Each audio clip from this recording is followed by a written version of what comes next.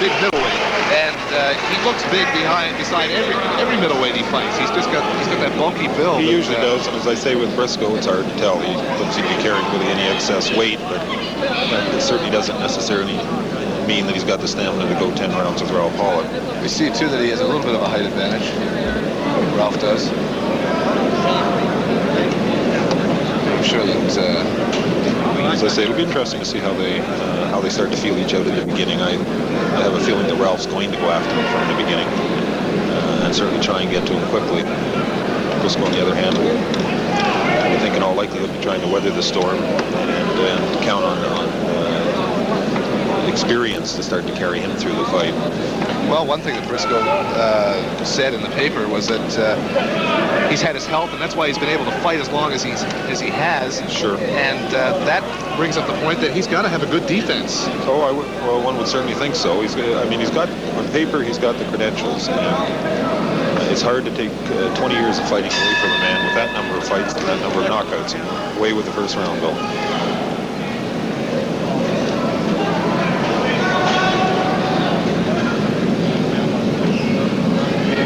I'm sure Briscoe has seen every style that there is to see many, many times over, both in sparring and in actual fighting.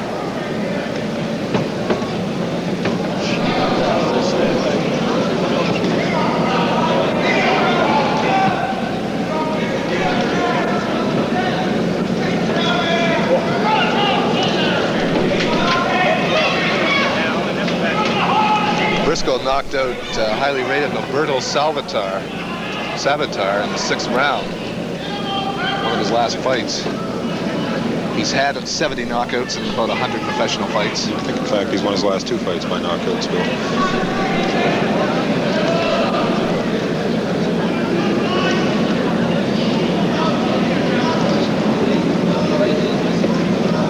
What's going through Briscoe's mind now? Do you think he's just trying to get himself into it and see where Hollett's coming from? I think that's what all he can do. It'd be certainly hard to try and guess right now what he's thinking, but he's moving towards Hollett, carrying the fight towards him in the early stages of this first round. Keeping his hands up. One of the points that the manager of Briscoe alluded to was the fact that Briscoe always moves ahead. He always keeps coming.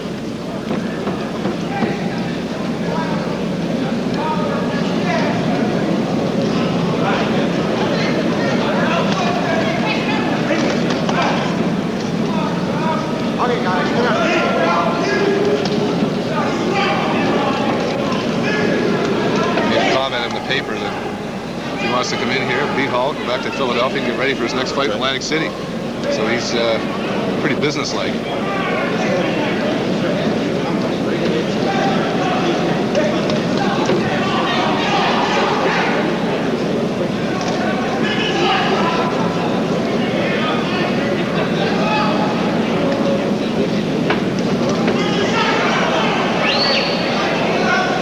By coming in like he is, he's forcing Hollett to get into the fight early.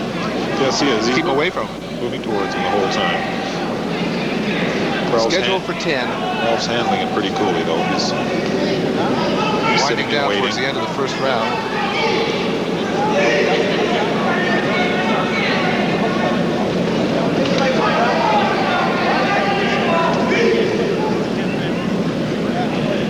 I know Ralph Hollett's not underestimating this guy for a minute.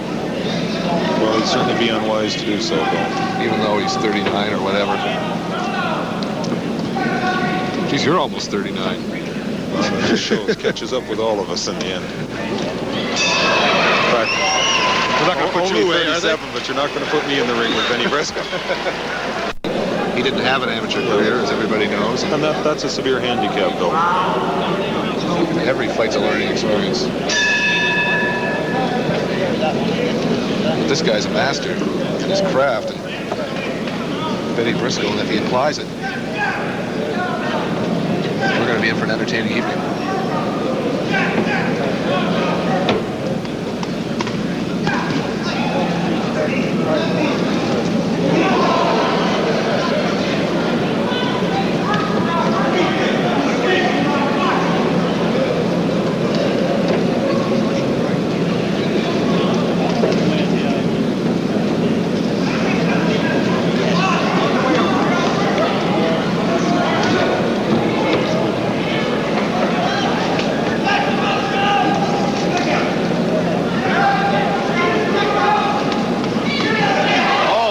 Good right score with a hand. good right.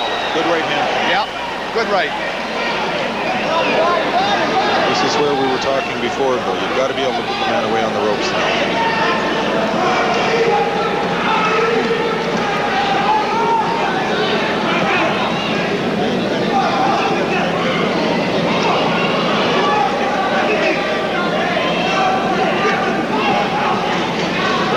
Briscoe's still coming at him. Still moving in. Just shows the veteran he is. Boxed his way out of trouble and keeps right on coming. Yep. But that was a nice right hand by Ralph. Another one.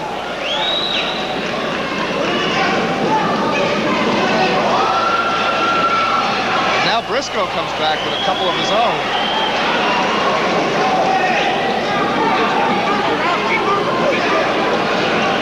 We could be in for a good fight, Tony. It's certainly shaping up that way. Both these guys that want to fight, and they're putting out. I think Briscoe forcing towards Ralph, trying to get inside and fight with him inside. And that's Ralph's strong suit. He likes that body punching. Likes to get inside.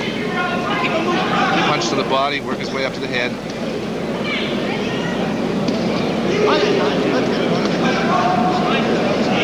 But the way Briscoe leads, he leads with his head.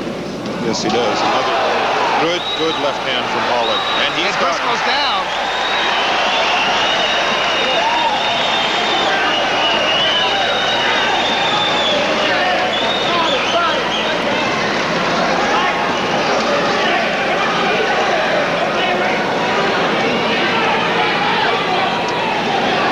Hollett trying to put him away. A couple of good lefts to the head.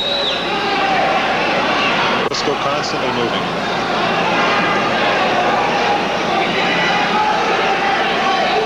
Fans are starting to warm up to the action pretty quickly.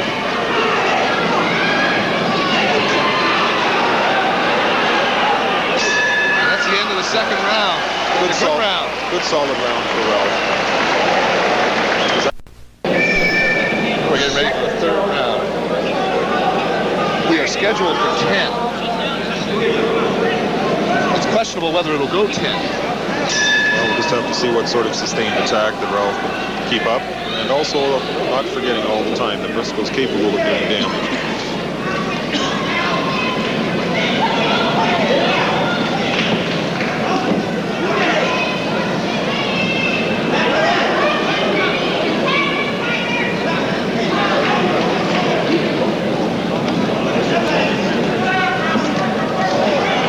Right above us now.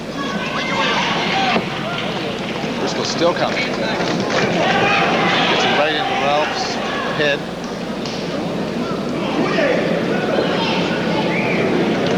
Is Ralph bleeding above that eye, Tony? The left eye? Hard to tell. McCluskey's working on it in the corner between rounds. We can't see that clearly right now. He has his back to us. Ralph does. Certainly reddened up. There's some blood there, and it's hard to tell right now. It seems like he got a small cut just above his eyebrow on the left side.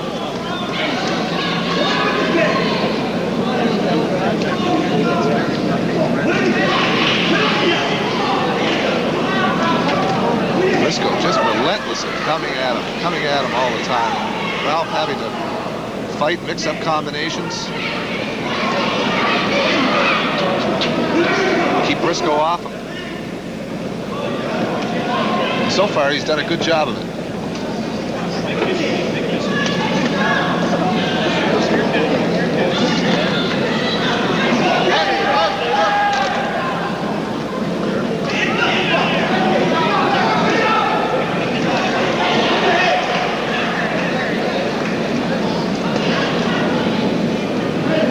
You know, Tony, I think one thing that's going to come out as this fight wears on, depending on how long it goes, is conditioning. Both these guys are throwing a lot of punches, and it's hot. Well, it's certainly going to play a factor. As we mentioned earlier, conditioning could be the all-important factor in this fight. But Ralph handling it extremely well right now, letting Briscoe come to him all the time. As I say, sitting back, trying to pick him off with those middle-range punches as he moves in.